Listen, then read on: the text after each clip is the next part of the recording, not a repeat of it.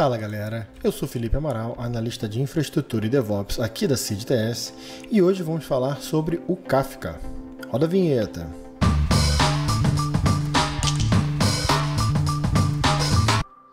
Se você utiliza Kafka, sabe o quão importante essa plataforma de streaming de dados é para sua empresa, para suas aplicações.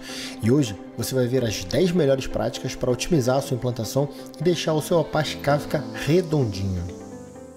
A primeira dica é sobre retenção de logs, de dados de log.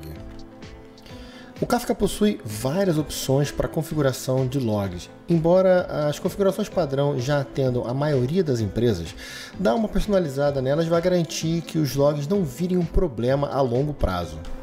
Você deve configurar as políticas de retenção de limpeza, de compactação, de compressão de logs, de acordo com a sua necessidade. Os principais parâmetros utilizados para controlar os comportamentos dos logs são o Log Segment Bytes, o Log Segment MS e Log Cleanup Policy. Se você não precisa manter logs por muito tempo, logs muito antigos, você deve fazer com que o Kafka exclua arquivos de um certo tamanho ou depois de um certo tempo, setando o Log Cleanup Policy como Delete. Por padrão, ele exclui arquivos logo após 7 dias, mas dá para alterar esse tempo. Também dá para definir como Compact. Assim, o Kafka vai excluir os registros mais antigos baseados na Message Key.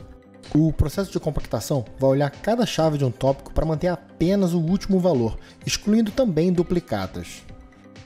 É importante saber que esse processo consome recursos de CPU e memória, então cuidado para que a frequência de compactações não afete o desempenho do seu broker. A segunda dica que eu vou dar é sobre o hardware.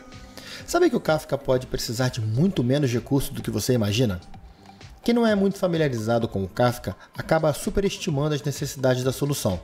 Ela é muito fácil de escalar e isso permite o uso de hardware de mais baratos, que mais baixo custo, que vão dar conta do recado. Se você não for utilizar SSL ou não tiver uma frequência de compactação de logs muito grande, o Kafka não precisa de uma CPU muito potente para rodar. Na verdade, é interessante que ele tenha mais core, será melhor. Quanto mais core ele tiver, será melhor a paralelização, ou o multithread. Em muitos casos, onde a compactação não é um fator determinante, você pode até utilizar o codec LZ4 para melhorar a performance do host. Na maioria dos casos, o Kafka pode rodar tranquilamente com 6 GB de heap size. Agora, em ambientes produtivos, com um grande fluxo de dados, é interessante que o host tenha pelo menos 32 GB de memória ou mais. Embora o Kafka possa rodar com bem menos memória, a capacidade dele lidar com um grande volume de dados é prejudicada quando tem pouca memória livre. Por mais curioso que possa parecer, o Kafka se dá melhor com HDs em RAID do que em discos do tipo SSD. Como as operações de escrita e leitura são assíncronas e feitas sequencialmente, os HDs SSDs não têm muita vantagem. Outra coisa, não utilize NAS. Geralmente eles são mais lentos, têm mais latência e são um ponto único de falha. Para garantir uma boa taxa de I/O e melhorar o acesso direto à memória, os discos devem ser formatados como XFS. Além disso, forneça ao Kafka uma boa largura de banda. A rede pode se tornar um gargalo e por isso é importante manter o cluster em um único data center. Monitore sempre o espaço livre dos discos e o desempenho tanto dos discos quanto da rede. No site do Apache Kafka tem uma seção dedicada à configuração de hardware e sistema operacional. O link está aqui na descrição. A nossa dica agora é sobre o Apache Zookeeper. Ele é muito importante para o funcionamento do Kafka. Apesar das novas versões já estarem rodando sem o Zookeeper em ambiente de teste e desenvolvimento, ele ainda é necessário em ambientes de produção. Vamos ver algumas práticas importantes que devemos aplicar. Em ambientes produtivos, um cluster de Zookeeper deve ter no mínimo 3 nós e no máximo 7, sempre números ímpares. 3 são o suficiente para a grande maioria dos clusters. 5 ou mais são utilizados apenas em grandes clusters de Kafka, com trabalham com mais de 1000 brokers, como o do LinkedIn e do Netflix. Com essa quantidade, a troca de informações fica muito intensa e impacta diretamente o funcionamento do seu cluster.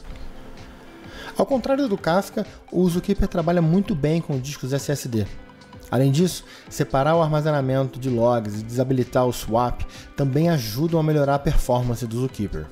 Em versões mais recentes do Kafka, essa carga sobre o Zookeeper foi super reduzida. Se compararmos a versão 0.10 com a 2.0, veremos que algumas das principais funcionalidades foram removidas do Zookeeper. Mesmo assim, ele ainda precisa de uma boa conexão de rede. Ter uma boa resiliência é muito importante para qualquer solução, e com o Kafka isso não é diferente. Por isso a nossa quarta dica é sobre replicação e redundância. Uma configuração simples que você deve fazer é aumentar o fator de replicação dos tópicos para 3 em ambientes de produção. Isso vai aumentar um pouco o tamanho do seu storage, mas vai garantir que seu cluster ainda funcione mesmo depois que 2 brokers caiam. Para implantações em cloud, é importante considerar as zonas e regiões do data center. Por exemplo, os servidores Kafka devem estar todos na mesma região, mas usar múltiplas zonas de disponibilidade para garantir a redundância e resiliência. Nesse caso, é importante configurar no tópico o parâmetro broker_hack, que vai indicar em qual rack o broker está. Por exemplo, vamos considerar 9 brokers de Kafka de B1 a B9 espalhados por 3 racks. Em um único tópico com 3 partições e um fator de replicação de 3, vai ter uma partição atribuída a cada nó do rack. Nesse cenário, fornecemos alta disponibilidade com 2 réplicas para cada partição, mesmo que um rack inteiro falhe. E por falar em Replication Factor, a próxima dica é justamente sobre a configuração de tópicos. As configurações de tópico têm grande impacto no desempenho de um cluster Kafka. Como as configurações de fator de replicação ou em contagem de partições podem ser meio complicadas, é bom que você faça certo na primeira vez para depois só ter que alterar se for necessário. Lembrando sempre que testar as alterações em ambiente de homologação primeiro é muito importante. Como já vimos, é sempre interessante definir o tópico, um fator de replicação de 3. Outra coisa importantíssima é ter cuidado com mensagens muito grandes. Evite de transmitir mensagens muito grandes diretamente no Kafka. Apesar dele aceitar tanto textos quanto os arquivos binários, o padrão é de 1 MB por offset em cada tópico. E vamos combinar, né? 1 MB é muita coisa. São quase 1 milhão de caracteres, 1/3 do que tem na Bíblia aproximadamente. O ideal, quando você tem mensagens muito grandes, é armazená-las em outro local, num storage externo. E no Kafka, gravar apenas o link para download, seja uma imagem, um vídeo, um jar ou um arquivo de log muito grande. Agora, se realmente você precisar incluir mais de 1 MB por offset, você vai precisar mudar as configurações de todos os brokers, producers e consumers. Quando o novo tópico é criado, ele recebe as configurações padrão do servidor. E como já vimos, as configurações mais importantes são o fator de replicação e o número de partições. Por exemplo, quando esse comando vai criar um tópico com 3 partições e um fator de replicação de 3. Lembrando que o fator de replicação tem que ser sempre menor do que o número de brokers, menor ou igual ao número de brokers. Eu vou deixar na descrição do vídeo um link com a lista completa de configurações de tópicos. O Kafka foi projetado para realizar processamento paralelo, podendo realizar diversas ações simultaneamente. E essa é a nossa dica número 6. Cada partição é um arquivo no host. Quanto mais partições um tópico tiver, maior será a paralelização e também o throughput. Serão mais replicações, balanceamento, tráfego de rede, arquivos abertos no servidor. Encontrar as configurações ideais para um número de partições não é assim tão simples. Uma alternativa é você ter para cada tópico uma partição para um broker. Mesmo tendo um número maior de brokers, o ideal é que cada tópico não tenha mais de 10 partições e o cluster inteiro não venha a ter mais de 10.000 partições.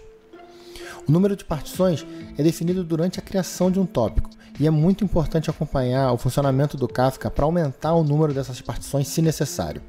O problema é que isso pode impactar os consumidores, então é bom realizar essa operação só depois de mapear todas as consequências. Quando o assunto é segurança, as principais preocupações durante a implantação do Kafka são as configurações internas e a infraestrutura onde ele vai rodar. O Kafka e o Zookeeper devem estar sempre atrás de um load balancer e sem acesso à internet, mesmo que através de um Internet Gateway. Devem estar também isolados por um firewall em uma rede privada. Isso é vital para a segurança do cluster. Por padrão, os brokers não restringem acesso de consumidores ou de produtores e nem encriptam o tráfego de dados. Na versão 0.9 do Kafka, vários recursos foram implantados, como suporte à autenticação e TLS. Apesar de causar um aumento na latência e consumo maior de CPU, o TLS deve ser habilitado para que a comunicação entre os clientes, brokers e ferramentas seja criptografada. Aqui na Seed, nós já trabalhamos com sustentação e suporte de Kafka há algum tempo, e esse é um dos primeiros itens que verificamos no cluster assim que temos acesso ao ambiente do cliente. A dica número 8 vai falar sobre limites. Isso acontece direto. Os brokers caem ou param de funcionar, aparentemente por causa de um overload no sistema operacional, e você vê a mensagem "Too many open files".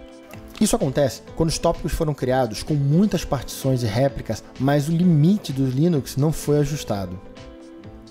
Para ver como estão os limites do seu servidor, digite o comando ulimit-a. A saída será algo semelhante com essa imagem. Em várias distribuições do Linux, o valor padrão é de 1024 arquivos abertos simultaneamente. Existem várias formas de você aumentar o ulimit, dependendo da distribuição de Linux que você estiver utilizando. O importante é você aumentar esse valor e deixar ele com 128.000 ou mais. Estamos na reta final de nossas dicas e a número 9 é sobre rede. Como vimos na dica número 2, uma boa infraestrutura de rede é muito importante para o bom funcionamento do Kafka. Então, quando estiver implantando os clusters, garanta que os brokers fiquem em regiões próximas aos clientes e veja também o desempenho de rede ao selecionar os tipos oferecidos pelo cloud provider. A latência pode afetar também a replicação entre os clusters. Em resumo, se a rede não estiver legal, nem mesmo o servidor mais poderoso vai poder fazer seu Kafka funcionar bem. De nada vai adiantar se você seguir todas as dicas anteriores e não tiver observabilidade no seu ambiente. Utilize uma ferramenta que vai te dar segurança e precisão na hora de realizar um troubleshooting. A dica número 10 é sobre monitoramento e observabilidade. Monitorar métricas do sistema como taxa de transferência, latência de rede, arquivos abertos, memória, CPU, uso de disco e outros fatores é essencial. Assim como observar também as estatísticas da JVM, incluindo o Garbage Collector e o Heap Size. Existem diversas ferramentas no mercado que podem cuidar disso, mas uma das ferramentas open source mais completas é o Elastic Stack. Com ele, você consegue monitorar todo o seu ambiente, ter acesso a dados de APM, logs e ainda permite que você configure alertas para picos de latência ou pouco espaço em disco, garantindo que pequenos problemas possam ser resolvidos antes que eles se tornem uma bola de neve. Alguns itens importantes que você deve monitorar no Kafka são o URP, que é o Under Replicated Partition, que indica o número de partições que estão com problemas de replicação ISR, In Sync Replics. Se isso estiver muito alto, pode indicar que o broker está sobrecarregado. O Request Handlers indica a utilização do disco rede, uma visão geral da utilização do broker. Se estiver muito alto, indica também que você pode precisar de algum recurso a mais no broker ou aumentar o número de brokers. O Request Timing indica quanto tempo um broker está demorando, em média, para responder a uma requisição. Quanto menor for o valor, melhor. Se estiver muito alto, pode ter certeza que os outros indicadores também vão estar altos. E é isso, galera. Essas foram as 10 dicas, as 10 melhores práticas para otimizar a sua implantação de Apache Kafka. Espero que vocês tenham gostado do vídeo. Se gostou, deixe seu like, sigam o canal da Seed TS, que toda semana tem novidade aqui no YouTube. Até mais!